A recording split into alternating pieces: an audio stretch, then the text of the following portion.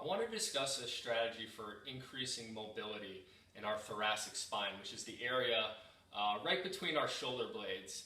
And we've done some exercises in the past that you can find in the exercise library, the quadruped thoracic rotation. And this is actually one of my favorite exercises for opening up the shoulder blades, opening up the chest, and this is very important to do because a lot of shoulder and even lower back injuries are associated with poor mobility or limited mobility in the thoracic spine. So the first thing I'm going to have you do is you can be seated in a chair or seated on one of those big stability balls. And as you can see, I'm fairly close. I have a wall behind me. You can get a sense for the distance in a minute as the camera rotates. But I'm going to take my hands and I'm going to put them behind my head, interlace, and I'm going to push my head back into my hands, but also pull forward.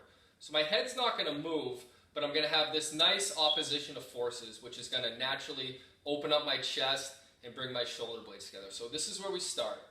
We're then going to rotate to the left. And one thing I want you to notice is as I rotate to the left, I don't rotate inward. I actually resist that. That's what you're going to have the tendency to want to do. And I move that shoulder back, I pinch those shoulder blades, and I keep them together until I touch the wall. Once I get here, my shoulder blades remain pulled together. I'm going to come back to the starting position and then just do the same thing. Okay, really focusing on the opposite side that we're rotating on, which here is the left side. That shoulder stays back, the chest stays open, and just rotate as far as you can